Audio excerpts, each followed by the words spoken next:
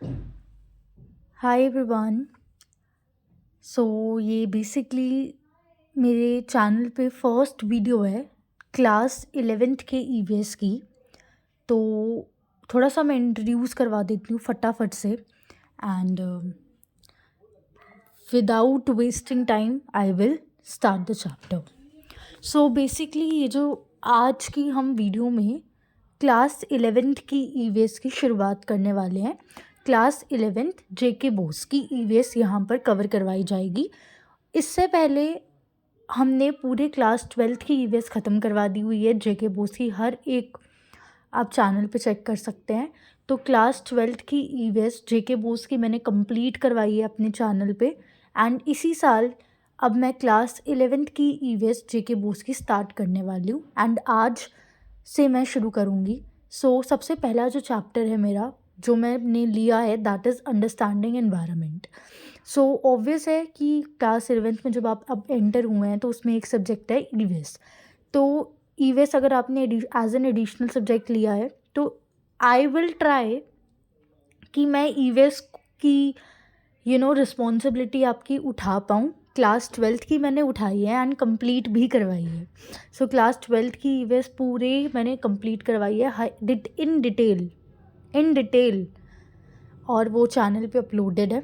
अब just previous week मैंने class 12th की ईवीएस ख़त्म करी है। अब इस वीक से आई डिसाइडेड कि मैं क्लास 11th का भी कंटेंट प्रिपेयर करूँगी एंड आई होप कि मैं ये डिलीवर कर पाऊँ अच्छे से and definitely I will try my best कि जिस तरीके से क्लास 12th की ईवीएस पूरी कंप्लीट करवाई है क्लास 11th की भी कंप्लीट करवाऊँ।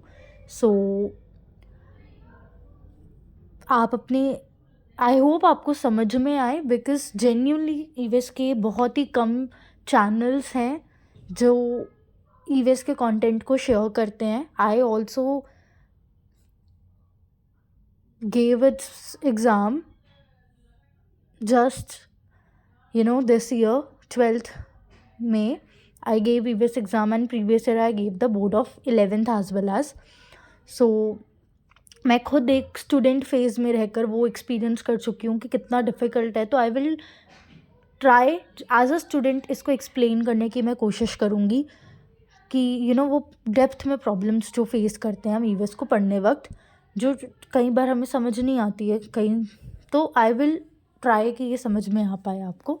सो आई थिंक काफ़ी इंट्रोडक्शन हो गया। बाकी तो there is no point of speaking so much if you can understand this. ठीक है, मतलब अगर आपको कुछ समझ ही नहीं आए तो इतना बोलने का कोई फ़ायदा नहीं है। तो आई विल ट्राई कि अब सीधे कंटेंट पे आऊँ और अच्छे से समझाऊँ। ठीक है, so let's get started.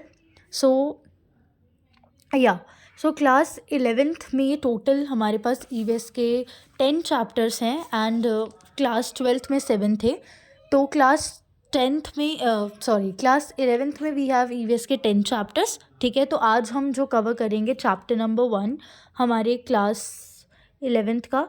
This is chapter number 1 which is understanding environment. Very basic chapter but it has a portion which is so difficult to understand. I'll come on that later on.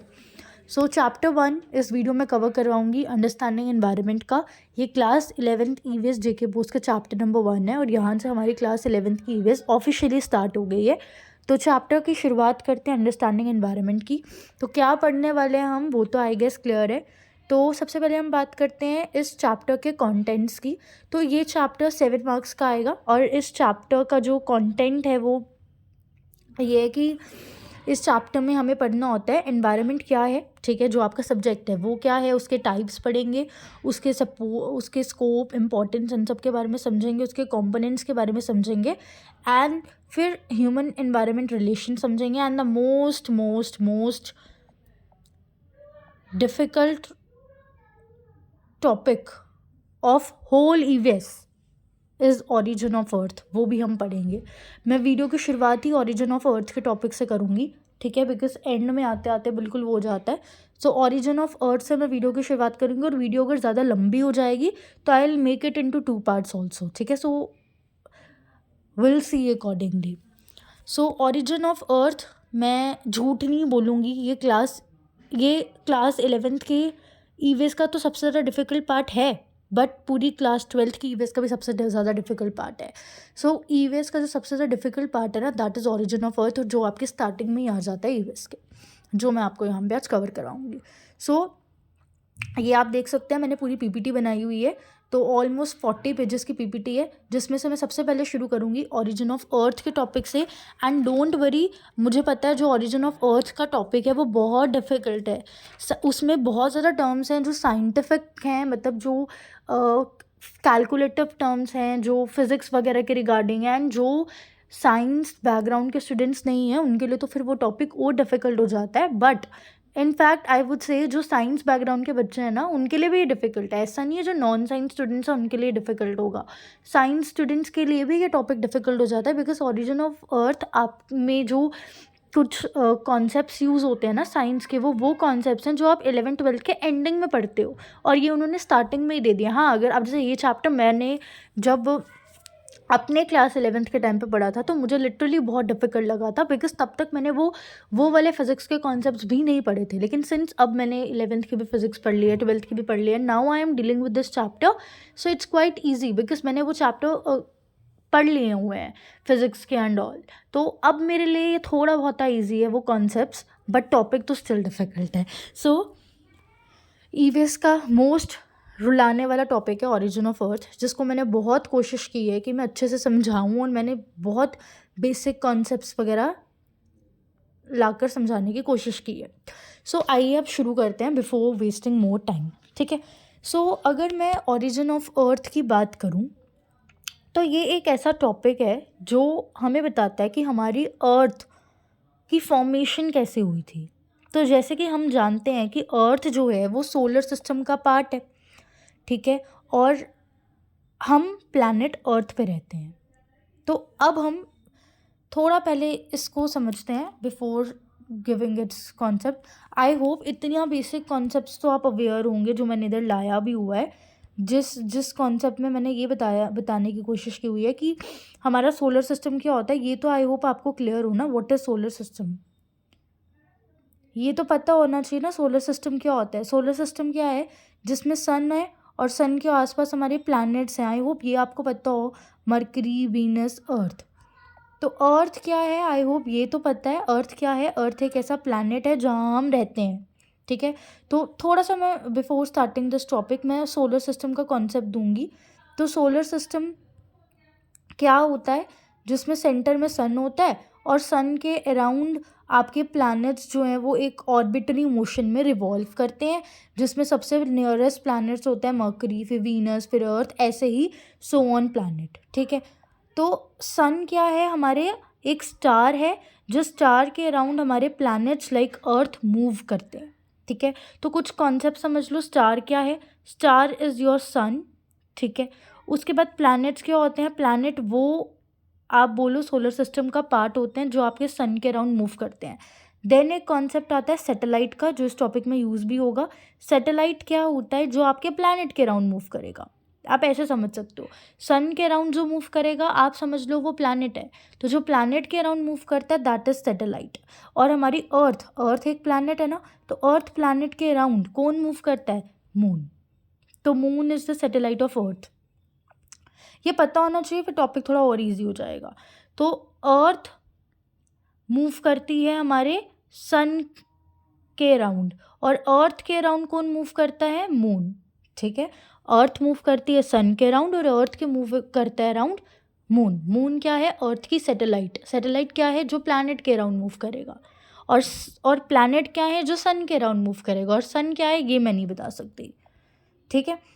ये एक concept था जो पता होना चाहिए before starting the topic. उसके बाद जब आप ये टॉपिक पढ़ोगे ना, तो इस टॉपिक में एक टर्म यूज़ होगी, दिस मेट्रियोइड। मैंने आपके लिए एक पिक्चर भी लाई है, ये भी आपके सोलर सिस्टम में आपको मिलते हैं। तो ये होते क्या हैं, ये कुछ इस प्रकार से दिखते हैं। आई एम श्योर आपने कोई एनिमीज़ में ज़रूर देखा होगा इन्हें। तो ये क्या है, थोड़ा साइंटिफिक टर्म से समझेंगे, एक रॉक होती है, ठीक है। आप ये देखो, ये एक रॉक है ना, जो आपके स्पेस में मूव करती है, आपके अर्थ के एटमॉस्फेयर में मूव करती है, ठीक है। आपके स्पेस में ये एक रॉक मूव करती है जो ऐसे करके होती है, दिस इज़ द मेटेरियोइड, ठीक है। तो अब ये एक ऐसी रॉक है जो आपके अर्थ के एटमॉस्फेयर से लेकर आपके लैंड पे आती है, this is what it is. अब अगला बेसिक कॉन्सेप्ट जो मुझे बताना है, अब यहाँ पर ना जब आप लॉज शुरू करोगे ना, एक कॉन्सेप्ट आएगा ग्रेविटी का, जो आपने क्लास आई गेस 9th में पढ़ा होता है, ग्रेविटी का कॉन्सेप्ट। ग्रेविटी क्या है? ग्रेविटी एक फोर्स है ना, जो अपनी तरफ, आपने वो एक स्टोरी तो पढ़ी होगी ना, एप्पल है, न्यूटन साहब बैठे होते हैं, उनके ऊपर एप्पल गिरता है, तो एप्पल न्यूटन साहब के ऊपर इसलिए गिरा बिकॉज ऑफ द ग्रेविटी। तो फिलहाल के लिए अब मैं, क्योंकि उसके डिटेल कॉन्सेप्ट में नहीं जा सकती, आप ऐसे समझ लो ग्रेविटी ना सबकी सेंटर में ब्रिंग करती है, फिलहाल आप ऐसा समझ लो। तो ग्रेविटी क्या है? ग्रेविटी समझ लो एक ऐसी फोर्स है जो सब ऑब्जेक्ट्स को सेंटर में मूव करती है। आई होप थोड़ा डिफिकल्ट ना जा रहा होगा तो कोई प्रॉब्लम नहीं है, अभी तक ईवीएस का पार्ट शुरू नहीं हुआ है, ये वो बेसिक कॉन्सेप्ट्स हैं जो मैं करवा रही हूँ टॉपिक को समझाने के लिए, ठीक है। तो ग्रेविटी क्या है? It is that force which brings down your objects into the centre, ठीक है। अब न्यूटन साहब ने एक लॉ दिया था, देखो जब हम टॉपिक पढ़ेंगे ना वहाँ पे न्यूटन लॉज का भी काफ़ी यूज़ होगा। तो न्यूटन लॉज अलग हैं, न्यूटन लॉज वो हैं जो हमने क्लास 9th में पढ़े हैं, कि इनर्शिया जिसमें हम पढ़ते हैं F=ma पढ़ते हैं, action is equals to reaction पढ़ते हैं, वो न्यूटन लॉज हैं। बट एक न्यूटन साहब ने लॉ दिया था which is Newton law of gravitation. So जो हमारा ईवीएस में ओरिजिन ऑफ अर्थ है ना, वहाँ पर न्यूटन लॉज नहीं यूज़ होंगे, वहाँ Newton law of gravitation use होगा। तो Newton law is a different thing and Newton theory और law of gravitation is different thing. तो ये भी आप क्लास 9th में पढ़ते हो, जो क्या पढ़ते हो कि दो अगर मासेस हैं, ठीक है, वो एक फोर्स की वजह से अपने आप को अट्रैक्ट करते हैं और वो फोर्स कहलाती है ग्रेविटेशनल फोर्स, जिसका फॉर्मूला होता है G m1 × m2/r², जहाँ पर r क्या है? डिस्टेंस है। ऑल्दो इसमें तो जाने की ज़रूरत नहीं है, फॉर्मूला जानने की ज़रूरत नहीं है, बट मुझे आपको, क्योंकि अब जब हम ओरिजिन ऑफ अर्थ में थ्योरीज पढ़ेंगे ना, उन थ्योरीज में Newton laws of gravitation use होगा, तो पता होना चाहिए न्यूटन लॉज ऑफ ग्रेविटेशन क्या है। ये एक ऐसा लॉ है जो दो पॉइंट मास के लिए दिया गया था, जो एक डिस्टेंस पे सेपरेट है और उनका कोई ना कोई मास है। उसके अलावा एक और फोर्स यूज़ होती है यहाँ पे बहुत ज़्यादा, विच इज़ सेंट्रीपिटल फोर्स। अब ये क्या फोर्स होती है? ये भी क्लास 9th में पढ़ी है फिज़िक्स के अंदर। तो इसमें क्या है, मान लो ये हमारे पास कोई ऑब्जेक्ट है, मतलब समझ लो अभी के लिए आप इसको बस ऐसे समझ लो कि अगर कोई ऑब्जेक्ट रोटेट कर रहा है ना, तो उस ऑब्जेक्ट जब रोटेट कर रहा है तो उसके बाहर एक रोटेटिंग फोर्स लगती है, जिसको हम बोलते हैं सेंट्रीफ्यूगल फोर्स। क्या बोलते हैं? सेंट्रीफ्यूगल फोर्स, ठीक है। Although it's not the correct तरीका, बट अभी के लिए समझाने के लिए यही है, आप को इसकी डिटेल में नहीं जाना है। समझ लो एक ऑब्जेक्ट रोटेट कर रहा है, ऑब्जेक्ट के रोटेट करने पर एक फोर्स लगती है अंदर, जिसको हम सेंट्रीपिटल बोलते हैं, और एक लगती है बाहर, जिसको हम सेंट्रीफ्यूगल बोलते हैं, ठीक है। तो फिलहाल के लिए आप याद कर लो। तो ये बेसिक कॉन्सेप्ट थे, आई थिंक बहुत हैवी हो गया शायद आपके लिए, बट ये एक बेसिक कॉन्सेप्ट थे जो चाहिए थे आपके टॉपिक को शुरू करने के लिए, जिसमें हमने कुछ नहीं पढ़ा। हमने सोलर सिस्टम जाना, हमने सैटेलाइट जाना, हमने ग्रेविटी जानी, हमने सेंट्रीफ्यूगल सेंट्रीपिटल फोर्स जानी, और न्यूटन लॉज ऑफ ग्रेविटेशन जाना, और मेटेरियोइड क्या होता है ये जाना, बस, ठीक है, ये जाना। बट इनमें से अब जिसको ये समझ नहीं आया, कोई बात नहीं, ये मैंने समझाया था थोड़ा और इजी हो जाए, बट नहीं आया तो इट्स ओके। हम डायरेक्ट अब वाला टॉपिक समझते हैं। देखो, सो हमारे अर्थ का ओरिजिन कैसे हुआ, उसके लिए हमारे पास दो थ्योरीज आई जो समझाती है कि ये हो सकता है ये तरीका हो हमारे अर्थ का ओरिजिन का, और हो सकता है ये तरीका हो। एक थ्योरी होती है एवोल्यूशनरी थ्योरी, जिसको हम नेचुरल थ्योरी के नाम से जानते हैं, एंड भाई एक थ्योरी होती है कैटास्ट्रॉफिकल थ्योरी। अब इन थ्योरीज में क्या जाना, अब दोनों थ्योरी में क्या जाना वो तो बाद में पढ़ेंगे, बट उससे पहले समझो ये थ्योरीज क्या हैं। भाई जो इवोल्यूशनरी थ्योरी है ना, वो क्या कहती है? एवोल्यूशन मतलब, समझने की कोशिश करो, एवोल्यूशन का मतलब होता है कि ये एक ऑब्जेक्ट था, उससे ये ऑब्जेक्ट बना, उससे ये ऑब्जेक्ट बना, मतलब एवोल्यूशन इज समथिंग, एक प्रोसेस है जो विद टाइम आपके अंदर क्या चेंजेस आते हैं उसको समझाता है। इन शॉर्ट में समझाने की कोशिश करती हूँ। मैंने जब अपने चैनल पे, since I started with class 12th की ईवीएस का कंटेंट, तो क्लास 12th की ईवीएस के कंटेंट में जो मैंने क्लास 12th की फर्स्ट वीडियो डाली, उसमें मैंने पता क्या किया हुआ है, उसमें मैंने सिंपल, अगर आप देखेंगे कभी तो पेन पेपर से पढ़ाया हुआ है, बट फिर धीरे धीरे मैंने थोड़ा और एवोल्यूशन लाया। मैंने पीपीटी का यूज़ करा, ठीक है। सो ये चीज़ is what we call as evolution. First जो वीडियो लाई उसमें मैंने बुक रखी है और डायरेक्ट बुक के से मार्क करके पढ़ा रही हूँ। फिर वीडियो लाई उसमें मैंने पेन पेपर लाया, फिर वीडियो लाई तो अब पीपीटीज आ रही हैं।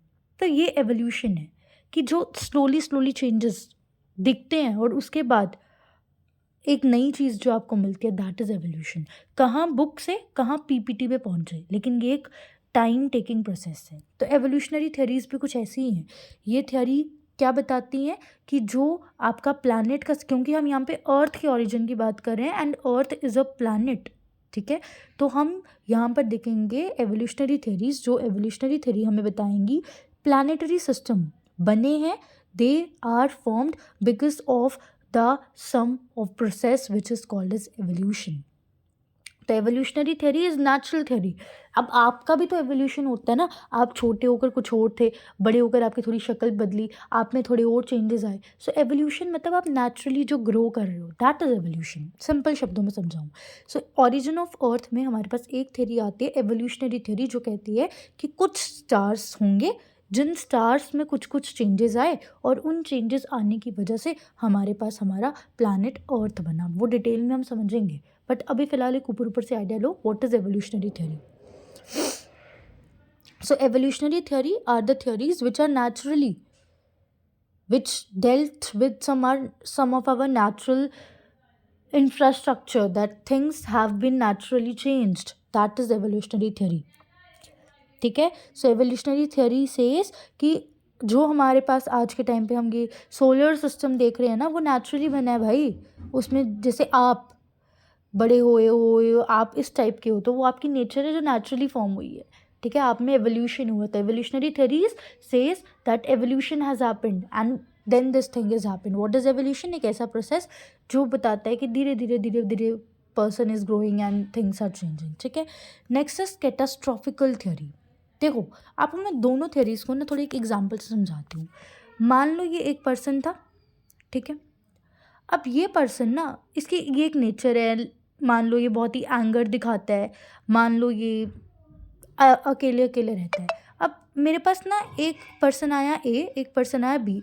पर्सन ये कह रहा है यार ये तो पहले से ही ऐसा है, ये तो इसका नेचुरल है। सो दिस इज़ एवोल्यूशनरी थ्योरी कि ये तो ग्रो ही ऐसा हुआ, दिस इज़ एवोल्यूशनरी थ्योरी। और पर्सन भी आया, वो कहता है कि यार नहीं, ये नेचुरल नहीं है इसको तो भाई बचपन में इसके साथ ये इंसिडेंट हुआ है जिसमें वायलेंस हुई है और उस वायलेंस की वजह से ये पर्सन आज ऐसा दिखा है। सो ये जो है ये वायलेंट्री थ्योरी है, this is catastrophical theory. I hope थोड़ी क्लियर हुई हो चीज़ें। ऐसे ही हमारे अर्थ के ओरिजिन के लिए दो थ्योरीज आई। एक आई एवोल्यूशनरी थ्योरी जो कहती है कि अर्थ अपने आप ही बन गई, ठीक है, अपने आप उसमें कुछ सीरीज ऑफ प्रोसेस हुए जिसके बाद हमें अर्थ ऐसे दिखती है। और एक थ्योरी होती है कैटास्ट्रॉफिकल थ्योरी जो कहती है कि पक्का जब अर्थ बन रही होगी या जब हमारे प्लैनेट्स बन रहे होंगे या जब हमारा सोलर सिस्टम बन रहा होगा ना, तो ना क्या हुआ होगा, हमारे स्पेस में ना कुछ तो कोलिजन, कुछ तो वायलेंस हुई है जिसकी वजह से हमारी अर्थ बनी है या बाकी प्लैनेट्स बने। तो वायलेंस किस में, हमेशा याद रखना, एक इम्पॉर्टेंट पॉइंट है इस थ्योरी को एक्सप्लेन करने से पहले एक चीज़ याद रखना कि जिन्होंने भी ये थ्योरी दी है ना, उन्होंने ये अपने अपने आप में ही एज्यूम करा हुआ है कि स्टार्स हमारे पास ऑलरेडी अवेलेबल थे हमारे स्पेस में। तो जो आज के टाइम पे हम प्लैनेट्स देख रहे हैं, ये दोनों थ्योरीज कह रही हैं कि वो प्लैनेट्स कहीं ना कहीं स्टार से बने हैं। कैटास्ट्रॉफिकल थ्योरी कहती है कि मान लो ये एक स्टार था, ये दूसरा स्टार था, इन स्टार्स में कुछ वायलेंटली एक्टिविटी हुई, मतलब इन स्टार्स में वायलेंस जैसा कुछ हुआ, कोलिजन जैसा कुछ हुआ, कोलिजन मतलब इन दोनों ने एक दूसरे को मारा पीटा, ऐसा कुछ हुआ और तब जाकर ये प्लैनेट बना रहे हैं, ठीक है। और एवोल्यूशनरी थ्योरी क्या कह रही है कि स्टार्स में चेंजेस हुए इस तरीके से कि हमारे पास प्लैनेट बना। आई होप अब क्लियर हो, मेरे को लिटरली बताइएगा, ठीक है। तो एक थ्योरी है एवोल्यूशनरी थ्योरी, एक थ्योरी है कैटास्ट्रॉफिकल थ्योरी। कैटास्ट्रॉफिकल थ्योरी सिंपली सेज कि जो स्टार्स हमारे स्पेस में ऑलरेडी प्रेजेंट थे, उन स्टार्स में कुछ वायलेंटली एक्टिविटी हुई जिसकी वजह से हमारे पास प्लैनेट्स बने। और एवोल्यूशनरी थ्योरी बोलते हैं स्टार्स में कोई एक्टिविटी नहीं हुई भाई, उनमें कोई वायलेंस नहीं हुआ, उनमें चेंजेस हुए और उन चेंजेस की वजह से हमारे पास प्लैनेट बना। तो एक थ्योरी कहती है कि चेंजेस हुए और एक थ्योरी कहती है बच्चों कोलिजन हुए, ठीक है। तो एवोल्यूशनरी थ्योरी हमने देखा कि एवोल्यूशनरी थ्योरीज हैं, ठीक है, जिसमें हमने बोला कि एक एवोल्यूशनरी थ्योरी है विच इज़ योर, मतलब हमने बोला ओरिजिन ऑफ अर्थ के लिए हमारे पास है एवोल्यूशनरी थ्योरी और कैटास्ट्रॉफिकल थ्योरी। एवोल्यूशनरी थ्योरी सेज के कुछ चेंजेस हुए और कैटास्ट्रॉफिकल थ्योरी सेज की कुछ वायलेंट एक्टिविटी हुई। तो let's start with our evolutionary theories first. तो ओरिजिन ऑफ अर्थ,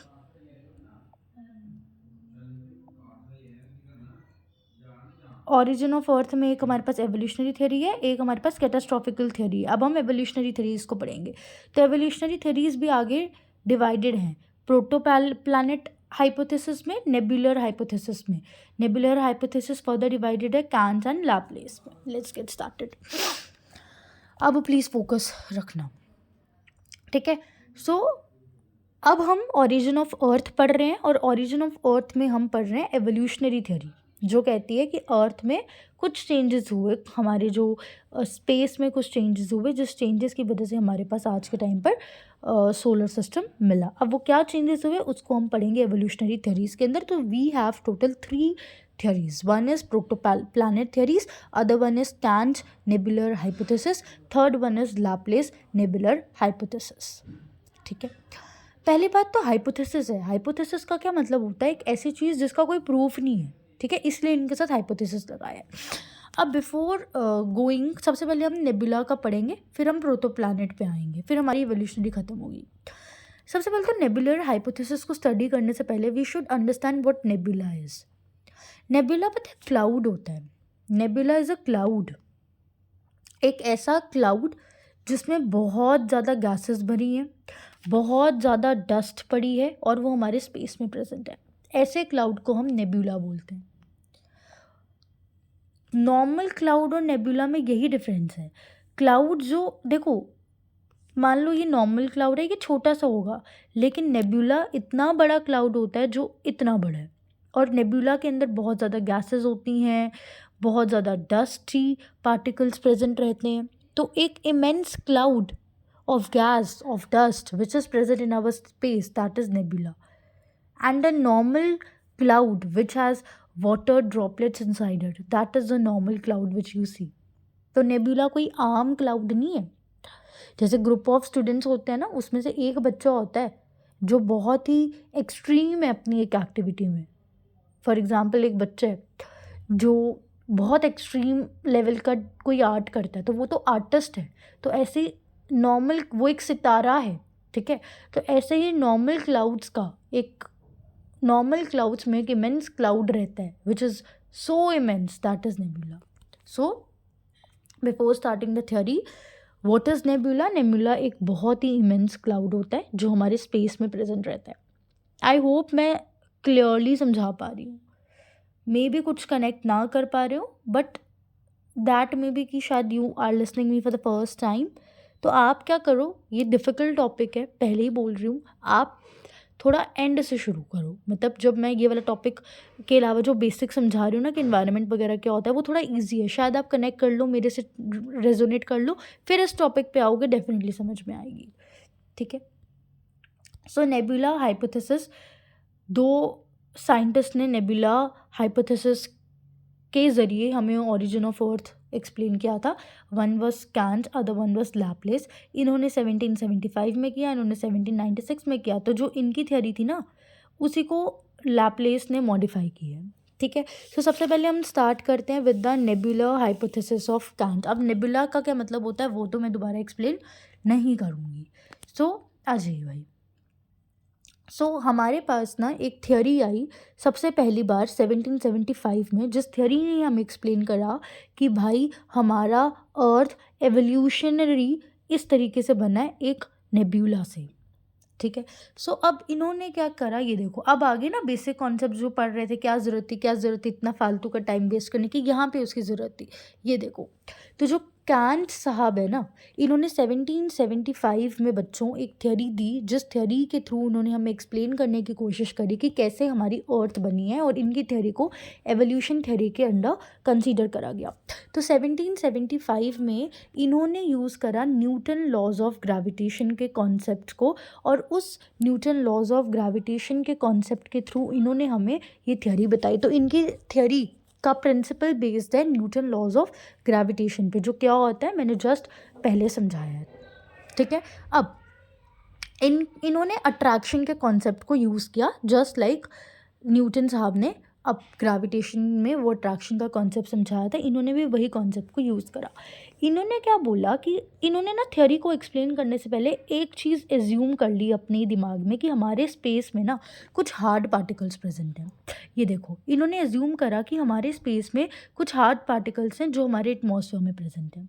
अब इन्होंने क्या बोला कि वो जो हार्ड पार्टिकल्स हैं ना जो हमारे स्पेस में प्रेजेंट हैं, मान लो ये हार्ड पार्टिकल नंबर 1 और ये हार्ड पार्टिकल नंबर 2 है, ये क्या कर रहे हैं, अपने आप में कोलिजन कर रहे हैं। मतलब क्या बोला, हमारे पास कांट साहब आए जिन्होंने बोला कि हमारी स्पेस में कुछ हार्ड पार्टिकल्स ऑलरेडी प्रेजेंट है। मान लो ये पार्टिकल 1 है और ये बच्चों पार्टिकल 2 है, ये हमारी स्पेस में प्रेजेंट है और ये हार्ड पार्टिकल्स ना सुपर नेचुरली क्रिएटेड हैं। ये कैसे क्रिएट हुए हमें नहीं पता, पर इन हार्ड पार्टिकल्स ने कहीं ना कहीं हमें अर्थ को क्रिएट करके दिया। अब वो कैसे, वो देखो, इन्होंने बोला कि हमारे स्पेस में कुछ हार्ड पार्टिकल्स प्रेजेंट हैं। ये हार्ड पार्टिकल्स ने ग्रेविटेशन के लॉ को किया। व्हाट ग्रेविटेशन का लॉ, बेसिकली क्या, मैंने आपको पहले ही समझाया था ना, ग्रेविटेशन लॉ क्या कहता है कि दो पार्टिकल्स एक दूसरे को अट्रैक्ट करते हैं। तो जिस तरीके से न्यूटन साहब ने एक्सप्लेन किया था कि दो मासेस एक दूसरे को अट्रैक्ट करते हैं ना, ऐसे ही इन हार्ड पार्टिकल्स का कुछ ना कुछ मास होगा और इन्होंने न्यूटन लॉ ऑफ ग्रेविटेशन का यूज़ करा और एक दूसरे की तरफ अट्रैक्ट हुए।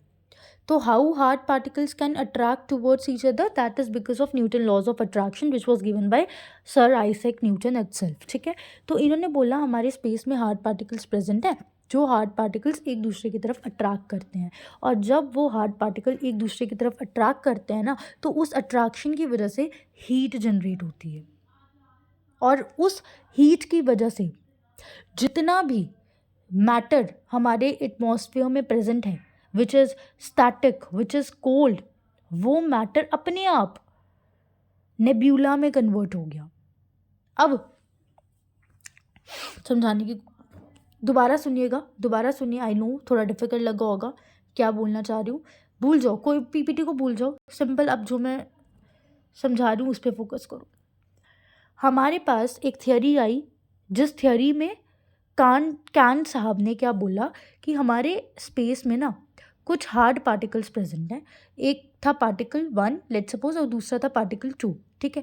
ये hard particles Newton laws of gravitation के अकॉर्डिंगली एक दूसरे की तरफ अट्रैक्ट करते हैं, और जब ये अट्रैक्ट करे, आप सिंपल एज्यूम करो कि आप अपने एक हाथ है और दूसरा हाथ है, दोनों हाथ को ना आपस में कोलाइड करवाओ, ठीक है। तो जब आप एक हाथ को दूसरे हाथ के साथ टच करवाते हो तो एक साउंड प्रोड्यूस होती है ना, वो कोलिजन प्रोड्यूस होती है। विंटर्स में हम यूजुअली एक एक्सपेरिमेंट करते हैं कि जब बहुत ठंड पड़ रही होती है, जैसे अभी ठंड पड़ रही है, तो हम सुबह सुबह क्या करते हैं, प्रेयर्स के टाइम पे या जो भी है, हम अपने हाथ को और दूसरे हाथ को रब करवाते हैं। जब हम दो हाथ को रब करवाते हैं तो थर्मल हीट जनरेट होती है। तो बस ये वही चीज़ किया कि इन्होंने ये एक पार्टिकल रखा, पार्टिकल 1 पार्टिकल 2, इन्होंने दो पार्टिकल्स को कोलाइड करवाया और उनके कोलिजन से हीट प्रोड्यूस हुई, ठीक है। अब कोलिजन से हीट प्रोड्यूस होते हैं या नहीं, ये तो मैंने आपको समझाया, अपने दो हाथ को कंबाइन करोगे हीट प्रोड्यूस होगी। तो दो हाथ को जैसे हम मिलाते हैं और हमें हीट मिलती है उनको रब करके, ऐसे ही इन्होंने क्या किया, दो पार्टिकल्स को कंबाइन करवाया, और जैसे ही दो पार्टिकल्स को कंबाइन करवाया, उन दोनों पार्टिकल्स के कॉम्बिनेशन से एक हीट प्रोड्यूस हुई। और उस हीट, वो इतनी स्ट्रॉन्ग हीट थी ना कि उस हीट की वजह से जो भी पार्टिकल आपके स्पेस में प्रेजेंट था, वो पार्टिकल अपने आप ही घूमना शुरू हो गया। अब मतलब मान लो हमारे स्पेस में कुछ गैस प्रेजेंट थी, हमारे स्पेस में मान लो कुछ डस्ट प्रेजेंट थी, तो ये गैस और डस्ट हमारे स्पेस में बस पड़े हुए थे, लेकिन वो दोनों कंबाइन होकर ऐसे ऐसे करके घूमना शुरू हो गए। यानी कि आप देखो ये क्या बना दिया, ये जो स्टैटिक पार्टिकल्स थे, इन हीट जनरेशन की वजह से ये तो एक नेब्यूला बन गए। सो इन शॉर्ट अभी तक हमने क्या पढ़ा, हमने अभी तक पढ़ा कि how nebula is been generated. अभी हमने ये जाना ही नहीं कि अर्थ कैसे बनी, हमने तो ये पढ़ा कि नेब्यूला कैसे जनरेट हुआ। तो नेब्यूला, कांट साहब की जो हाइपोथेसिस थी ना, वो नेब्यूला के बेस पे थी। तो जब तक हमें यही नहीं समझ में आएगा कि नेब्यूला कैसे बना, तो हमें यही नहीं समझ में आएगा कि उनकी हाइपोथेसिस में था क्या। तो नेब्यूला कैसे बना, नेब्यूला बना जब दो पार्टिकल्स आपस में कंबाइन करे, उनसे जो हीट मिली, उस हीट से नेब्यूला बना। अब जब नेब्यूला बना तो ये नेब्यूला रोटेटिंग नेब्यूला था। मतलब ये जो क्लाउड बना ना, ये रोटेट करते जा रहा था, ऐसे ऐसे करके रोटेट कर रहा था। और अभी मैंने आपको समझाया था कि जब पार्टिकल रोटेट करता है तो उसके रोटेशन के पॉइंट पर बाहर की तरफ एक फोर्स लगती है, which is centrifugal force, which is responsible for the rotation of particle. तो दो पार्टिकल्स के कॉम्बिनेशन से बना नेब्यूला, जो नेब्यूला रोटेट करे जा रहा था, और उस रोटेटिंग नेब्यूला के बाहर एक सेंट्रीफ्यूगल फोर्स थी। और बस यही थ्योरी। अब यहाँ पे थ्योरी ख़त्म। ये एक फोर्स लगे जा रही थी। Just a minute, let me zoom it. So जैसे ही, एक मिनट, जैसे ही नेब्यूला बना, जैसे ही ये क्लाउड बना, ये रोटेट कर रहा था। क्यों? क्योंकि उस पर सेंट्रीफ्यूगल फोर्स लग रही थी, जिसका फॉर्मूला है mv²/r। आपको नहीं समझ में आ रहा है ये वाला फॉर्मूला तो छोड़ो, ये फिजिक्स का फॉर्मूला है। अब ये रोटेट कर रहा है ना। अब क्या हुआ, जैसे जैसे ये रोटेट करता गया, इसके अंदर से कुछ कुछ मटेरियल बाहर निकलता गया, या आप बोलो इसके अंदर से कुछ कुछ मैटर बाहर निकलता गया। मान लो, इसको ऐसे समझो, आप एक गिलास ऑफ वाटर को लेकर बैठे हुए हो, ठीक है, और आप रोटेट करना शुरू कर रहे हो। आप रोटेट कर रहे हो बिकॉज ऑफ फोर्स, ठीक है। जैसे नेब्यूला रोटेट कर रहा था बिकॉज ऑफ सेंट्रीफ्यूगल फोर्स, मान लो आप भी सेंट्रीफ्यूगल फोर्स की वजह से रोटेट कर रहे हो। रोटेट करे जा रहे हो। अब जैसे जैसे आप रोटेट करोगे ना, आप देखोगे एक पॉइंट ऐसा आएगा जब आपका गिलास का जो पानी है वो निकल जाएगा। ऐसे ही जब कोई चीज़ इमेंसली रोटेट कर रही होती है ना, तो उसके अंदर का मैटर निकलता है, ठीक है। ये एक लॉजिक था जो थियोरी में यूज़ किया। तो जब वो नेब्यूला का क्लाउड रोटेट कर रहा था, उसके अंदर का मैटर निकला। इनिशियली जब उसके अंदर का मैटर निकला ना, तो वो रिंग्स बनाना शुरू हो गया। मतलब क्लाउड इस टाइप का था, रोटेट करता गया, इस तरीके की रिंग्स बनाता गया, ठीक है। और ये रिंग्स कहीं ना कहीं प्लैनेट बना गई, और फिर ये प्लैनेट भी रोटेट करते गए।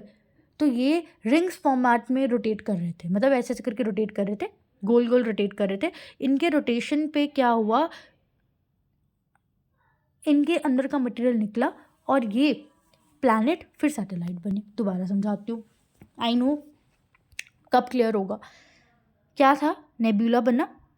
इनकी थ्योरी सिंपल ये कहती है कि नेबुला बना, उस नेबुला ने इतनी स्ट्रॉन्ग रोटेशन करी कि उस स्ट्रॉन्ग रोटेशन से हमारे पास प्लैनेट बने, और उन्होंने स्ट्रॉन्ग रोटेशन करी और हमारे पास बच्चों बना satellite. This is nebular hypothesis which is given by can't. अब दोबारा मैं एक्सप्लेन कर रही हूँ, उसको ध्यान से सुनिएगा। पूरी की पूरी कांट की हाइपोथेसिस कुछ इस प्रकार से थी। इनकी हाइपोथेसिस में हमारी जो प्लैनेट है ना, वो प्लैनेट बना है बच्चों नेब्यूला की वजह से। हाउ? हमारे पास नेब्यूला था। नेब्यूला क्या था? हमारे पास एक क्लाउड था, जो क्लाउड ने इमेंसली रोटेट करा, और उसके इमेंसली रोटेट करने की वजह से उसने बनाया प्लैनेट। सो नेब्यूला की रोटेशन से बना प्लैनेट, ये कहा कांट साहब ने। और नेब्यूला कैसे बना? नेब्यूला बना एक हीट की वजह से, जो हीट जनरेट हुई जब हमारे दो हार्ड पार्टिकल्स आपस में कोलाइड करते हैं, तो हमारे पास वो हीट जनरेट होती है, और उस हीट की वजह से नेब्यूला बनता है, और उस नेब्यूला के रोटेशन की वजह से हमारे पास हमारे प्लैनेट बनते हैं। I think nebular hypothesis of Kant clear हुई, जिसमें क्या बोला कि दो पार्टिकल्स थे, ठीक है। वो particles Newton laws of gravitation के अकॉर्डिंगली कंबाइन करते हैं। जब वो कंबाइन करते हैं, वो हीट को जनरेट करते हैं। जब वो हीट को जनरेट करते हैं, तो उस हीट से बनता है नेब्यूला। जब नेब्यूला बनता है, वो नेब्यूला रोटेट करता है, और रोटेशन से वो बनाता है planet. This was nebular hypothesis given by Kant साहब, ठीक है। अब इसी हाइपोथेसिस को ना मॉडिफाई करा गया 1796 में लैपलेस साहब ने। सबसे पहले बात तो इन्होंने क्या करा, इनकी हाइपोथेसिस में सबसे बड़ा चेंजेस क्या था कि इन्होंने एज्यूम करा कि नेबुला ऑलरेडी हमारे एटमॉस्फेयर में एग्जिस्ट करते हैं। आप ध्यान से समझो, कांट साहब ने नेबुला को बनवाया। इन्होंने एज्यूम करा कि हमारे एटमॉस्फेयर में नेबुला ऑलरेडी प्रेजेंट है। इन्होंने वो स्टेप्स ही मिस कर दिए कि पार्टिकल्स कंबाइन हुए, कंबाइन होने से हीट जनरेट हुई, उस हीट से नेबुला बना। इन्होंने वो स्टेप्स को ही इग्नोर मारा। इन्होंने बोला ऐसा कुछ हुआ होगा, पता नहीं, बट आप ऐसा एज्यूम करो जैसे कांट साहब ने एक चीज़ एज्यूम करी कि हमारे एटमॉस्फेयर में पहले से प्लैनेट है।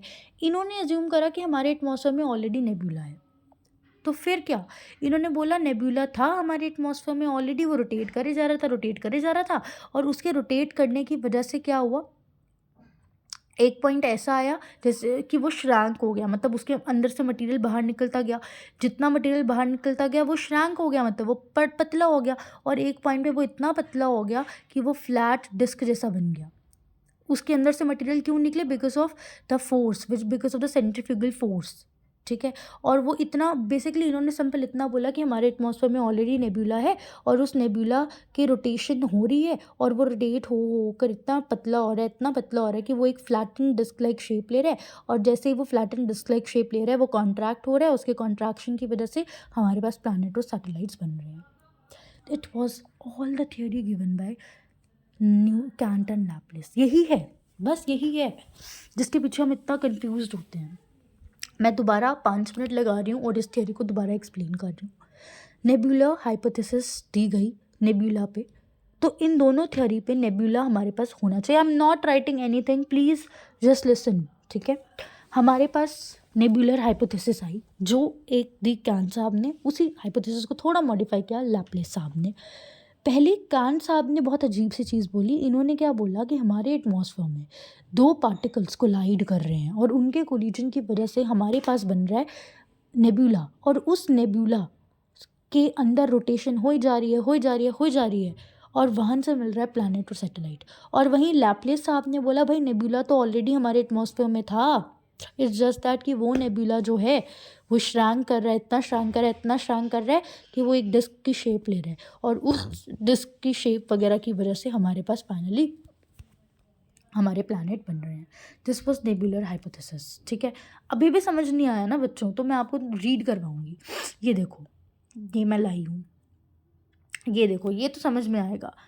ये हमारे पास रुको कलर चेंज करने दो, ये नेब्यूला था हमारे पास, ये नेब्यूला ऐसे रोटेट करता है, ये फिर और रोटेट करता है, ये देखो रिंग्स बनाए जा रहा है, रिंग्स बनाए जा रहा है, ये और फ्लैट हुआ, और फ्लैट हुआ कि इसने अपने अंदर का मटेरियल निकाला और ये प्लैनेट बना। आई थिंक अब थोड़ा बहुत क्लियर होगा, ठीक है, वरना आप इसको समझो। इसमें क्या है कि ये just a minute, colour change कर लेते हैं। ये ग्रेविटी था, ग्रेविटी की वजह से ये कॉन्ट्रैक्ट हो रहे हैं, ठीक है। न्यूटन लॉज ऑफ ग्रेविटेशन लग रहा है। फिर अब ये देखो थोड़ा फिजिक्स की टर्म्स में, इसलिए ये थोड़ा डिफिकल्ट हो जाएगा आपके लिए समझना। ये लैपलेस की थ्योरी की मैं लाई थी डायग्राम, ठीक है। ये थोड़ा फिजिकल टर्म, फिजिक्स के टर्म में कि यहाँ पर सेंट्रीफ्यूगल फोर्स वगैरह लग रही है, आप सिंपल समझो। इस सेंट्रीफ्यूगल फोर्स की वजह से ऐसे डिस्क शेप स्ट्रक्चर बन रहा है, और फाइनली ये कॉन्ट्रैक्ट करे जा रहा है, रिंग्स बन रही है, और आपके पास प्लैनेट अर्थ बना। अब ये देखो, रीड करो, पूरा जो मैंने पढ़ाया सेम है। तो 1775 में कैंट साहब की थियरी आई, जिन्होंने बच्चों न्यूटन लॉज का यूज़ करा। न्यूटन लॉज का यूज़ करके इन्होंने बोला कि हार्ड पार्टिकल जो सुपरनैचुरली हमारे एटमॉस्फेयर में प्रेजेंट है वो कोलाइड कर रहे हैं। जैसे ही वो कोलाइड कर रहे हैं हीट जनरेट हो रही है, उस हीट की वजह से हमारे पास रोटेटिंग नेबुला जनरेट हो रहा है, जिस पे बाहर की तरफ एक सेंट्रीफ्यूगल फोर्स लग रही है, और जैसे ही उस पर सेंट्रीफ्यूगल फोर्स लग रही है वो और कंडेंस हो जा रहा है। जैसे ही वो और कंडेंस हो रहा है वो प्लैनेट बना रहा है, और प्लैनेट जब और स्पिन कर रहे हैं और कॉन्ट्रैक्ट हो रहे हैं तो वो अपने अंदर का मैटर बाहर निकाल रहे हैं, और वो एक सैटेलाइट बना रहे हैं। सेम चीज़ें जो मैंने पढ़ाई। अब लैपलेस साहब ने 1796 में थ्योरी दी, उन्होंने इसी थ्योरी का मॉडिफाइड वर्जन दिया। लैपलेस ने क्या करा कि medulla is already in rotating state in your atmosphere. बस ये हो रहा है कि जब स्पिन हो रहा है उस स्पिन से ये नेबुला फ्लैट हो रहा है, डिस्क जैसी शेप ले रहा है, और एक पॉइंट के बाद वो कॉन्ट्रैक्शन कंटिन्यू करता रहा, और जैसे ही वो कॉन्ट्रैक्शन कंटिन्यू करता रहा वो और छोटा छोटा होते रहा। और ये देखो, ये मैं समझाती हूँ एक बार, ये देखो, ये कॉन्ट्रैक्ट करे जा रहा था, करे जा रहा था। ये देखो, पहले ये सब ऐसे क्लस्टर था, पर उनके स्पिनिंग की वजह से ये क्लस्टर थोड़ा सेपरेट होने लगा, ऐसे ऐसे वो और स्पिन करा तो ये क्लस्टर थोड़ा और सेपरेट हुआ, और ये प्लैनेट बनाया। This is what it is, ठीक है। और इस तरीके से वो फ्लैटन शेप का स्ट्रक्चर लिया, ये रोटेशन की वजह से क्लस्टर सेपरेट हुआ, और सेपरेट होने की वजह से हमारे पास हमारी अर्थ बनी। आई होप क्लियर है। नहीं क्लियर होगा प्लीज़ मैसेज में, I will record a simpler video again. अगली आती है प्रोटोप्लैनेट थ्योरी। प्रोटोप्लैनेट थ्योरी को समझने से पहले समझो व्हाट द प्रोटोप्लैनेट्स आर। तो प्रोटोप्लैनेट ना ऑब्जेक्ट्स होते हैं जो प्लैनेट ही हैं, बट इट्स जस्ट दैट उनमें अपनी कुछ खास ग्रेविटी नहीं होती, स्फेरिकल शेप के होते हैं, और वो जो हमारे नॉर्मल प्लैनेट्स होते हैं ना उनसे भी छोटे।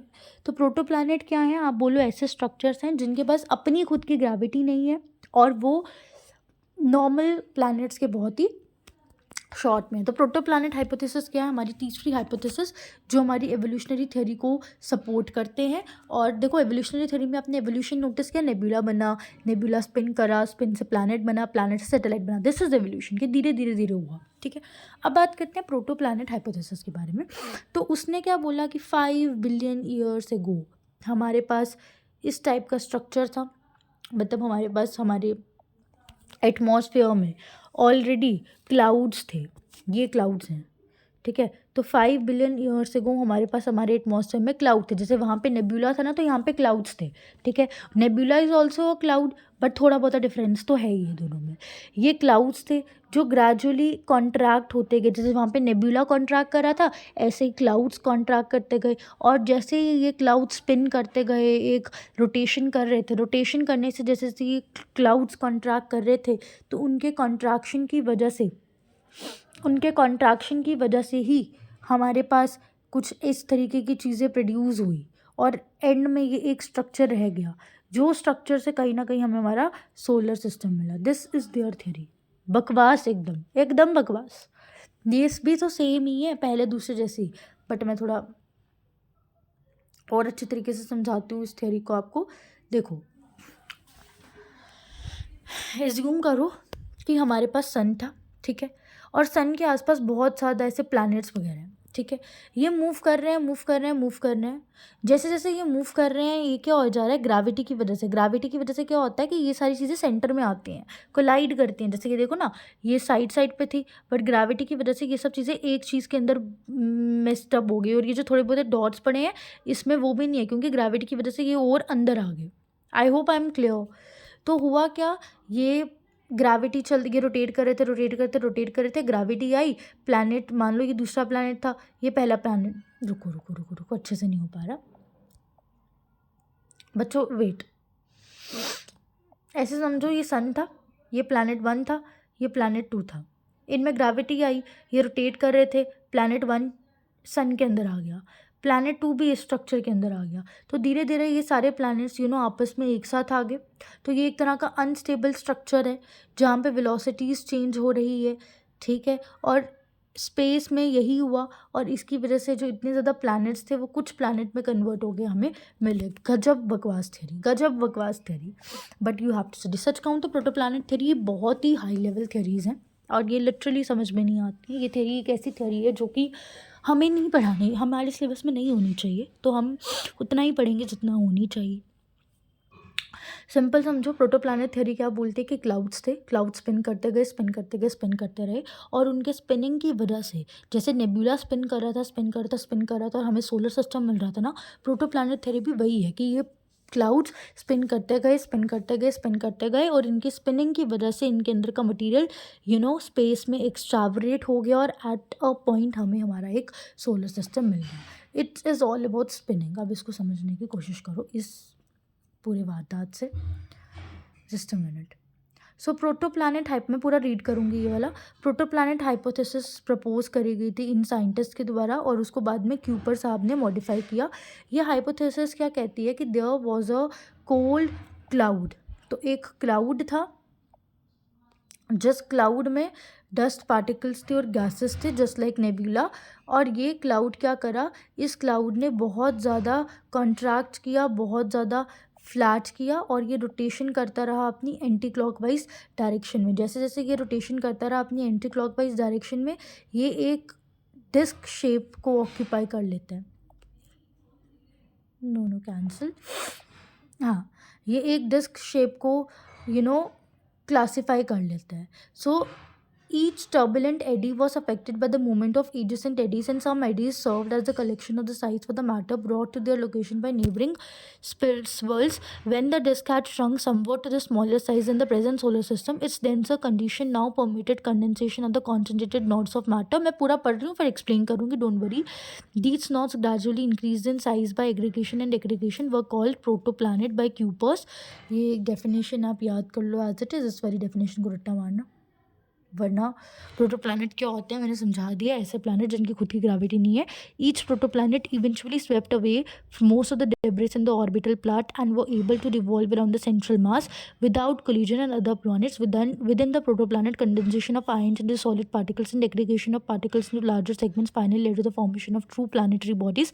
This process was aided by the gravitating setting within the protoplanets were in the process of condensation and aggregation. The material that had been pulled into the central region of the nebula condensed, shrank, was heated to the several million degrees by the gravitation compression. The sun was born in this manner. Later on, when the pressure and the temperature within the sun became sufficiently high, thermonuclear reactions raised the temperature even further. It's very bakwas theory, literally bakwas.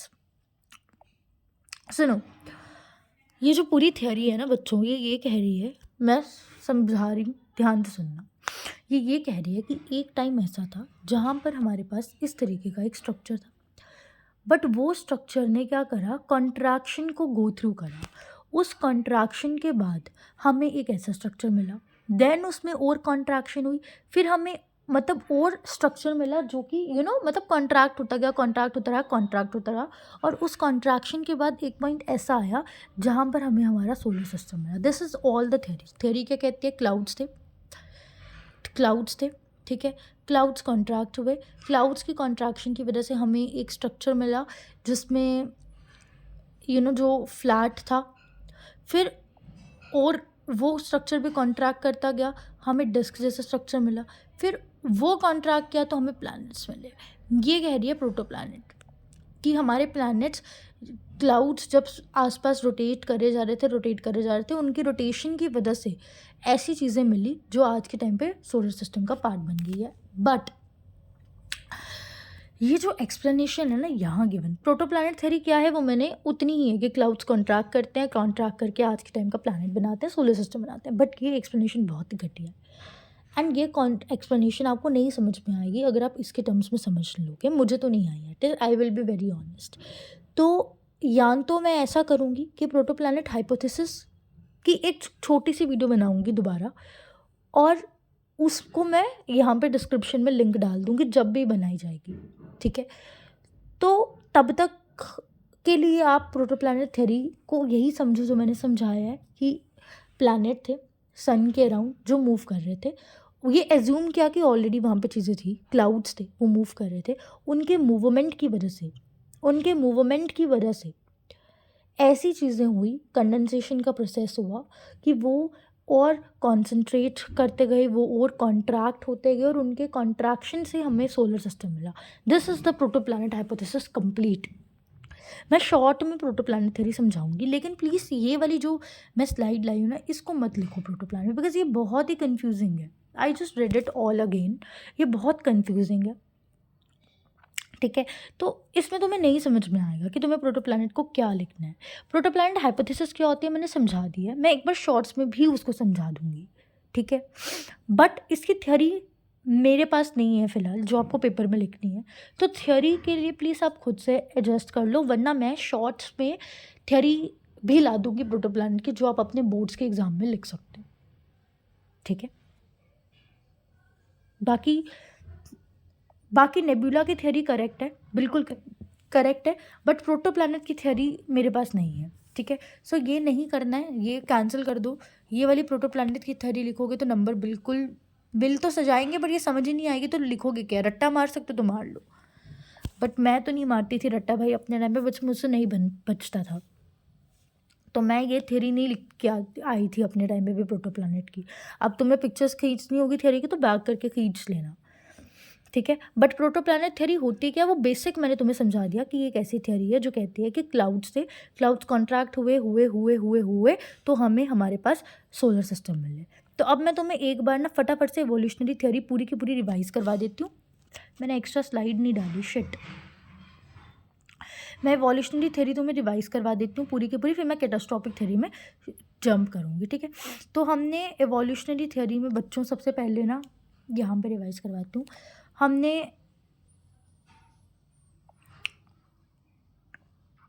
हमने बोला कि हमारे origin of earth में एक होती है evolutionary theory, एक होती है कैटास्ट्रॉफिक थ्योरी जो अभी तक हमने नहीं पढ़ी. एवोल्यूशनरी थ्योरी में 3 थ्योरीज हमने पढ़ी. एक थ्योरी थी प्रोटोप्लैनेट थ्योरी, एक थ्योरी थी नेबुलर हाइपोथेसिस ऑफ कैंट और एक थ्योरी थी नेबुलर हाइपोथेसिस ऑफ लैप्लेस।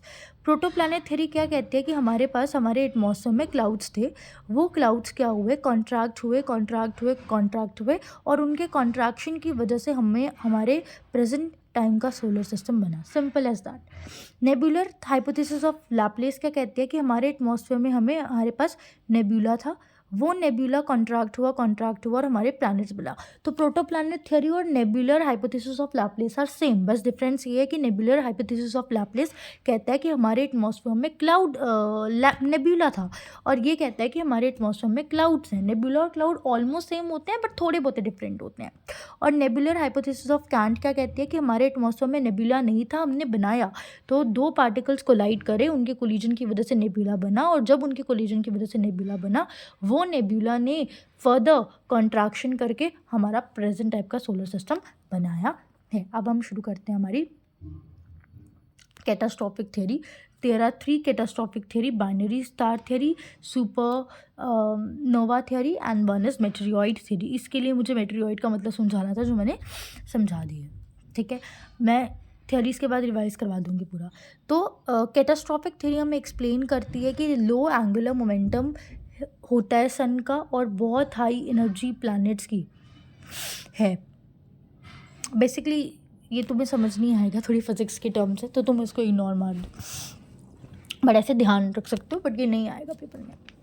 सबसे पहले थ्योरी करते हैं थ्योरी नंबर 1 से, which is binary star hypothesis theory, which is by Russell and Lyttleton. तो इसमें क्या होता है, रसल हमारे पास है, रसल ने क्या बोला कि तुम ना, हमारा ये सन है, ठीक है, 1 मिनट सिर्फ, सन है, इस सन के अराउंड ना तुम्हें एज्यूम करना है कि 2 स्टार्स हैं। ये चीज़ें कुछ ऑलरेडी एज्यूम करके चलोगे तभी थ्योरी समझ में आएगी। अब ये कैटास्ट्रॉफिक थ्योरी है, यहाँ पे वायलेंस होगा, यहाँ पे कोलिजन होगा। अभी तक थ्योरीज में कोलिजन नहीं था, अब थ्योरीज में कोलिजन आएगा। आई मीन था, लाइक कैंट की थ्योरी में कोलिजन था पार्टिकल्स के बीच में, बट वो कोलिजन से अर्थ नहीं बन रहा था, अर्थ से रोटेशन से बन रहा था। तो अभी तक रोटेशन हो रहा था, रोटेशन के बाद मैटर निकल रहा था तो हमारे पास हमारा अर्थ बन रहा था। अब कोलिजन होगा तो अर्थ बनेगा। अब फाइनल स्टेप्स में कोलिजन होगा, वहाँ पर फाइनल स्टेप्स में कोलिजन नहीं था। तो उन्होंने क्या बोला कि हमारे पास क्या है, ये सन है और सन के अराउंड आपको 2 स्टार एज्यूम करने हैं। अब होगा क्या कि इनमें से एक स्टार जो है ना, वो मान लो एक स्टार का नाम है कंपेनियन स्टार, ठीक है। ये जो कंपेनियन स्टार है ये आपके अर्थ सन के अराउंड आराम से मूव कर रहा है। जब ये सन के अराउंड मूव कर रहा होता है ना, बाद में क्या होता है, यहाँ पर इसको एक और स्टार अप्रोच करता है, which is our star number 2। मान लो आप हो, आप ना मूव कर रहे हो आराम से एक कैट के आसपास, मान लो एक चेयर पड़ी है, आप उस चेयर के आसपास मूव कर रहे हो, बट आप रोटेटिंग स्टेट में हो और रोटेटिंग स्टेट में ही आपको एक और पर्सन अप्रोच करता है। तो होगा क्या, ऑब्वियस है आप घूम रहे हो, आपको होश नहीं है, दूसरा पर्सन आता है, वो भी घूमना शुरू करता है आपके अराउंड। तो इस केस में क्या होगा, there is a very much chance of collision. So जैसे जैसे वो दूसरा पर्सन आपके पास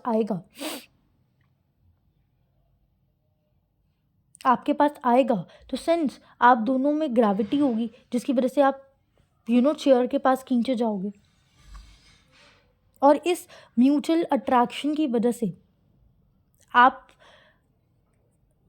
के अंदर से कुछ प्लैनेट्स निकलेंगे। अब चलो ये तो नहीं समझ में आएगा आपको, ये आपको इसी एग्जाम्पल समझना पड़ेगा। देखो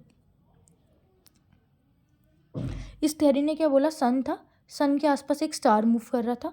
अब उस स्टार के आसपास ना एक दूसरा स्टार भी आया और वो ऐसे ऐसे करके मूव करने लगा। तो ये बिल्कुल वैसी स्टेट होगी, नेबुला बन रहा था, वो मूव करे जा रहा था रिंग्स की फॉर्मेट में। तो एक सन था, सन के आसपास स्टार मूव कर रहा था, दूसरा स्टार भी उस स्टार को अप्रोच करके ऐसे मूव करना शुरू हुआ। अब जब ये रोटेशन कर रहे थे ना, इनके रोटेशन की वजह से कुछ कुछ पार्टिकल इनके बाहर से इजेक्ट हुए। जैसे जैसे पार्टिकल इजेक्ट हुए तो उन्होंने बनाया प्लैनेट, फिर और पार्टिकल इजेक्ट हुए, उन्होंने बनाया सैटेलाइट। सेम है, जो भी आपने थ्योरीज बनी सेम है। जैसे नेबुला रोटेट कर रहा था, नेबुला के रोटेशन की वजह से हमारे पास स्टार्स, प्लैनेट, ये सब चीज़ें बन रही थी ना, ऐसे ही यहाँ पर नेबुला रोटेट नहीं कर रहा है, या यहाँ पर क्लाउड, देखो प्रोटोप्लैनेट थ्योरी में क्लाउड मूव कर रहा था, नेबुलर थ्योरी में नेबुला मूव कर रहा था। यहाँ पर आपके स्टार्स रोटेट कर रहे हैं सन के राउंड, और जब स्टार्स आपके सन के राउंड रोटेट कर रहे हैं तो उनके रोटेशन में होंगे कोलिजन्स, और उन्हीं कोलिजन्स के दौरान सामान बाहर निकलेगा। क्लैरिटी हुई? अब थ्योरी को पढ़ो। ये थ्योरी रसेल साहब ने दी थी। उन्होंने क्या बोला कि हमारे पास एक कंपेनियन स्टार है जो सन के अराउंड मूव कर रहा है, और बाद में उस कंपेनियन स्टार के अराउंड दूसरा अप्रोचिंग स्टार मूव करता है। ठीक है, अब जैसे जैसे ये अप्रोच कर रहे होते हैं ना, 1 minute, since the approaching star was at a greater distance from the sun. Okay, initially तो जो स्टार नंबर 2 होता है वो स्टार नंबर 1 से काफ़ी दूर होता है, इसकी वजह से कोई इफेक्ट क्रिएट नहीं होता, बट इट्स जस्ट दैट कि धीरे धीरे वो दोनों पास आते हैं। ठीक है, मूवमेंट के दौरान, और इस मूवमेंट के दौरान उनके अंदर ग्रेविटेशनल फोर्स से वो एक दूसरे को अप्रोच कर रहे होते हैं, और मटेरियल इनके अंदर से इजेक्ट होते हैं। जैसे ही इनके अंदर से मटेरियल इजेक्ट होते हैं, ये प्लैनेट्स बनते हैं, और वो प्लैनेट भी मूव करते रहते हैं, और मटेरियल इनके अंदर से इजेक्ट होते हैं, और उनसे बनती है सैटेलाइट्स। ऑल्दो यहाँ पर भी आज सच कोलिजन्स नहीं हुआ, but still there is no collision in this theory. अगली थ्योरी है सुपरनोवा थ्योरी ऑफ हॉयल साहब। इन्होंने क्या बोला? इन्होंने बोला कि there is 2 stars in the universe. ठीक है, एक सन इटसेल्फ और एक उसके आसपास स्टार। अब होता क्या है, ये स्टार जो है ये मूव कर रहा है, और इसके मूवमेंट के दौरान इसके अंदर से हाइड्रोजन गैस बाहर निकल रही है। जैसे ही इसके अंदर से हाइड्रोजन निकलती है because of the explosion, sorry not movement, I am so sorry, sun था, सन के राउंड कंपेनियन स्टार मूव कर रहा है। जैसे ही कंपेनियन स्टार सन के राउंड मूव कर रहा है, वो कंपेनियन स्टार ना एक्सप्लोड हो गया, मतलब वो कंपेनियन स्टार बर्स्ट अप हो गया, और उसके अंदर से सामान बाहर निकला। मान लो ये कुछ था, ये फट गया और उसके अंदर से सामान बाहर निकला। स्टार मूव कर रहा था, वो बर्स्ट अप हो गया, और उसके अंदर से निकली हाइड्रोजन गैस। जैसे ही हाइड्रोजन गैस उसके अंदर से निकली, तो वो क्या हुआ, वो एक उसके अंदर से गैशियस मास भी था, वो सब एक लार्जर नंबर में जाकर बैठ गया, मतलब वो आपकी स्पेस को कवर कर गया। ये इतना स्ट्रॉन्ग एक्सप्लोजन था कि ये एक वायलेंट एक्सप्लोजन था, जिसकी वजह से जो सन था वो अपने आप ही डिस्क शेप मैनर में आ गया, और वो जैसे ही सन डिस्क शेप मैटर में आया ना, वो फ्यूचर प्लैनेट बना गया। तो इस दौरान कुछ थर्मोन्यूक्लियर रिएक्शंस हुई, और अल्टीमेटली हमें सोलर सिस्टम मिला। दोबारा समझाती हूँ, आई नो थोड़ा ऊपर से गया होगा। देखो, जो थ्योरी नंबर 1 थी, थ्योरी नंबर 1 में क्या था, सन था, सन के आसपास एक स्टार मूव कर रहा था। अब धीरे धीरे क्या हुआ, इस स्टार को अप्रोच किया हमारे दूसरे स्टार ने। ये ऐसे मूव करे जा रहे हैं, और दूसरा स्टार भी मूव करे जा रहा है। अब इनके मूवमेंट की वजह से इनके अंदर से मैटर रिजेक्ट हुआ, और अल्टीमेटली ये सोलर सिस्टम बना। ये थी theory number 1। But theory number 2 क्या है बच्चों? बहुत ही simple, just a minute. Theory number 2 क्या कह रही है कि सन था, सन के आसपास एक स्टार था, वो स्टार एक्सप्लोड हो गया।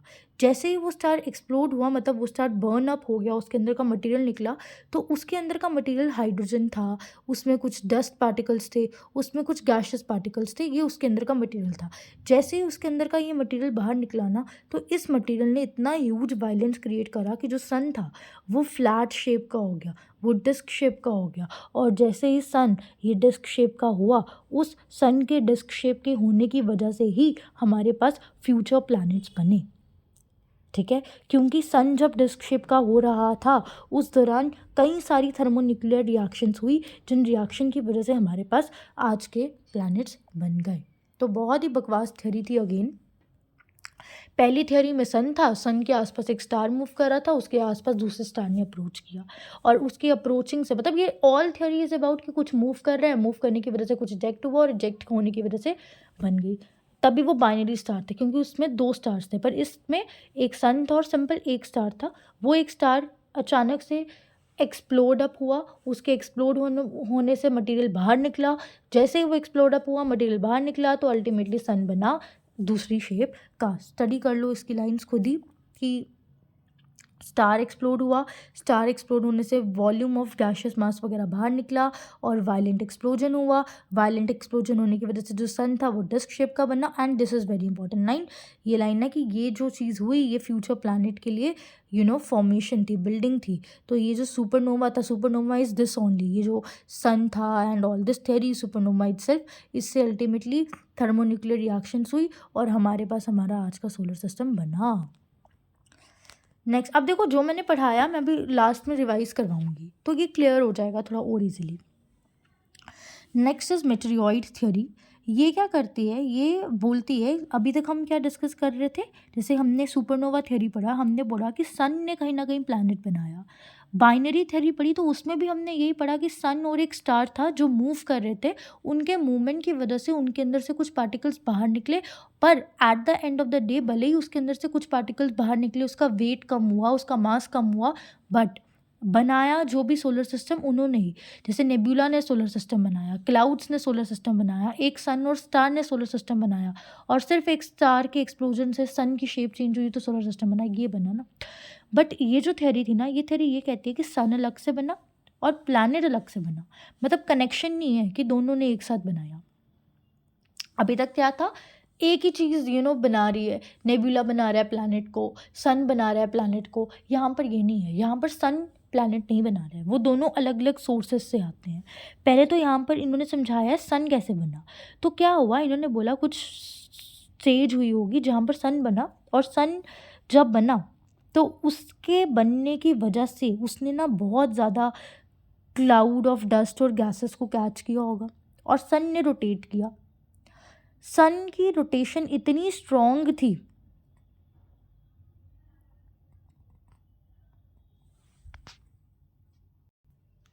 तो बेसिकली ये थ्योरी ये कहती है कि जब सन बना ना, तो उस सन के बनने के दौरान वो रोटेशन में गया। जैसे जैसे सन रोटेट कर रहा था, उस रोटेशन की वजह से हमारे पास मेटेरियोइट बने जो ऑलरेडी बन गए थे, उनकी एनर्जी रिडिस्ट्रीब्यूट हुई। और जैसे जैसे उनकी एनर्जी रिडिस्ट्रीब्यूट हो रही थी तो कुछ कुछ पार्टिकल ऐसे थे जो आपके सन में कोलैप्स्ड हो जा रहे थे, ठीक है, और कुछ कुछ चेंजेस ऐसे थे जिसमें लार्जर स्मॉलर पार्टिकल्स मिलके कुछ अलग बना रहे थे। मतलब दोबारा समझाते हैं, सन बना, ठीक है, सन के बनने के दौरान उसमें एनर्जी चेंजेस आए। एनर्जी चेंजेस आने की वजह से मेटेरियोइट रीडिस्ट्रीब्यूट हुए बनना, उनकी एनर्जी चेंज हुई, और कुछ कुछ पार्टिकल्स बने, कुछ स्मॉल पार्टिकल बने, कुछ लार्ज पार्टिकल्स बने, कुछ जो लार्ज पार्टिकल्स थे वो प्लैनेट बने, और कुछ स्मॉलर पार्टिकल्स बाकी सब चीज़ें बन गई। तो इन शॉर्ट मेटेरियोइड हाइपोथेसिस ये कहती है कि सन बना, सन के बनने के बाद एनर्जी रिडिस्ट्रीब्यूट हुई, सन के रोटेशन की वजह से भी एनर्जी रिडिस्ट्रीब्यूट हुई और ऐसे भी एनर्जी डिस्ट्रीब्यूट हुई, और जैसे जैसे वो एनर्जी रिडिस्ट्रीब्यूट हुई, उस एनर्जी के रिडिस्ट्रीब्यूशन की वजह से हमारे पास प्लैनेट्स बने हैं। तो सन के एनर्जी रिडिस्ट्रीब्यूशन की वजह से प्लैनेट बने, उससे ही मेटेरियोइट बने। So this is the meteoroid theory of hypothesis, जहाँ पर ये भी अलग चीज़ दी हुई है इस पूरे पेज में। पता है क्या, इस पूरे पेज में ये चीज़ें होती हैं कि जब अर्थ बनी ना, मतलब जब अर्थ बनी, जैसे हमने देखा अर्थ कैसे बनी, इतनी ज़्यादा थ्योरीज देख ली, तो इन्होंने बोला जब अर्थ बनी तो उसमें भी अलग अलग हिसाब हुआ कि जो एकदम अर्थ का क्रस्ट थी वहाँ रॉक बना, फिर मॉल्टन रॉक मेंटल वाले पार्ट में आई, फिर आउटर पार्ट में एलिमेंट्स आए लाइक लिक्विड, निकल, आयरन, फिर जो इनर कोर थे उसमें भी पार्ट सॉलिड वाले आए। तो ये वो चीज़ें हैं, ठीक है, जिसमें कि ये बताया हुआ है, 1 मिनट सिर्फ, कि जो हैवी मेटल्स थे जैसे कि आयरन और निकल ना, वो आपके अर्थ के सेंट्रल पार्ट में आ गए, कोर डिपेस्ट पार्ट है। बेसिकली ये जो पूरा पेज है ना, ये वो पेज है कि जब अर्थ बन गई तो अर्थ के बनने के बाद उसकी लेयर्स बनी, क्रस्ट, मेंटल, कोर, जिसमें आपके पास एलिमेंट्स आए, कुछ सेंट्रल पार्ट में गए। तो ये पेज फर्स्ट चैप्टर के पॉइंट ऑफ व्यू से बिल्कुल भी इम्पोर्टेंट नहीं है। ये जो पूरे पेज की चीज़ें हैं ये वो कहलाती हैं कि जो हम अर्थ की लेयर पढ़ते हैं ना, क्रस्ट, मेंटल कोर, ये उनकी फॉर्मेशन बता रही है जो हम अगले चैप्टर्स में पढ़ेंगे, ठीक है। तो आप इस पेज को इग्नोर मार सकते हो। फिर मैं ले आई because it was in the book, ठीक है। फिर ये एक होती है एंडोजेनिक फोर्सेस, एक होती है एक्सोजेनिक फोर्सेस। एंडोजेनिक फोर्सेस वो होती हैं जिससे कि हमारी वॉल्केनिक इरप्शंस वगैरह होते हैं, ठीक है। और इन्हीं फोर्सेस की वजह से हमारे पास माउंटेन्स और प्लेट्यूज बनते हैं। फिर एक फोर्सेस होती हैं एक्सोजेनिक फोर्सेस जो कि डिस्ट्रक्शन का कॉज होते हैं, ठीक है। So this was the theory. बहुत ही डिफ़िकल्ट थी, सच बोल रही हूँ, बहुत ज़्यादा डिफ़िकल्ट थ्योरीज थी ये। 1 घंटा हो गया, मैंने सोचा था ये पार्ट 2 में ही जाएगा, तो पार्ट 2 दे दूँगी मैं आपको इस पार्ट का, ठीक है। फिर ये आपका फर्स्ट चैप्टर भी कवर हो गया। बट ये थ्योरी लिटरली बहुत डिफ़िकल्ट थी, मैं मजाक नहीं कर रही। मैं एक बार थ्योरी दोबारा रिवाइज करवा रही हूँ, तो प्लीज़ थोड़ा फोकस करिएगा। हमने 2 तरह की थ्योरी पढ़ी। कहाँ मैं एक्स्ट्रा पेज नहीं लाई आज से, एक तो अपनी स्लाइड्स के साथ हमेशा होता है। एक थ्योरी थी हमारे पास एवोल्यूशनरी थ्योरी, एक थ्योरी थी हमारे पास कैटास्ट्रॉफिक थ्योरी। एवोल्यूशनरी थ्योरी में हमारे पास थी नेबुलर हाइपोथेसिस और एक थी प्रोटोप्लैनेट। प्रोटोप्लैनेट थ्योरी क्या कहती है कि क्लाउड्स थे, क्लाउड्स रोटेट करके उन्होंने बनाया हमारे पास अर्थ, ठीक है। नेबुलर थ्योरी कांट की थ्योरी थी जिसमें उसने पहले नेबुला बनाया। नेबुला कैसे बनाया? हार्ड पार्टिकल्स के कोलिजन की वजह से, और वो नेबुला रोटेट कर और बना अर्थ का। जो लैप्लेस की थ्योरी थी उसने बोला नेबुला ऑलरेडी फॉर्म्ड है, बस वो रोटेट करता है, कॉन्ट्रैक्ट होता है और अल्टीमेटली अर्थ बनता है। कैटास्ट्रॉफिक थ्योरी में हमारे पास एक थ्योरी थी बच्चों, मेटेरियोइड थ्योरी। मेटेरियोइड थ्योरी क्या कहती है कि हमारे पास जब सन बना तो उसमें एनर्जी रिडिस्ट्रीब्यूट हुई, उसके एनर्जी रिडिस्ट्रीब्यूशन की वजह से हमारे पास कुछ मेटेरियोइड बने और कुछ लार्जर पार्टिकल्स बने। वो लार्जर पार्टिकल्स प्लैनेट की फॉर्मेशन कर गए। फिर एक थ्योरी आई बाइनरी स्टार थ्योरी, जिसमें उसने बोला कि सन था, सन के आसपास एक स्टार रोटेट करा था, उस स्टार को अप्रोच किया दूसरे स्टार ने। अब ये दोनों स्टार्स जब सन के अराउंड मूव कर रहे थे तो अल्टीमेटली उनकी स्पिनिंग की वजह से हमारे पास प्लैनेट अर्थ बना। एक थ्योरी कहती है जिसमें सिंगल एक स्टार था और सन था, वो सिंगल स्टार सन के अराउंड मूव कर रहा था, बट वो स्टार एग्जॉस्ट हो गया और उसके एग्जॉस्शन की वजह से गैसेस प्रोड्यूस हुई, हाइड्रोजन गैस प्रोड्यूस हुई, कुछ डस्ट पार्टिकल्स प्रोड्यूस हुए, और उन सब चीज़ों ने हमारे सन को इतना ज़्यादा कॉन्ट्रैक्ट कर दिया कि उसके कॉन्ट्रैक्शन की वजह से हमारे पास बच्चों प्लैनेट अर्थ बना। बहुत डिफ़िकल्ट थ्योरीज थी, सच बोल रही हूँ। एंड विद दिस हमने पार्ट 1 कवर कर लिया। मैं पार्ट 2 अगली वीडियो में लाऊंगी, जहाँ पर मैं आपको इस चैप्टर का बचा हुआ पार्ट करवाऊंगी, जैसे कि ह्यूमन एनवायरनमेंट रिलेशनशिप, हमारे एनवायरनमेंट का कंपोनेंट, उसके स्कोप वगैरह। चाहूँ तो मैं वैसे अभी भी कंप्लीट करवा सकती हूँ, बट इसको पार्ट 2 में ले लेंगे, ठीक है। चलिए।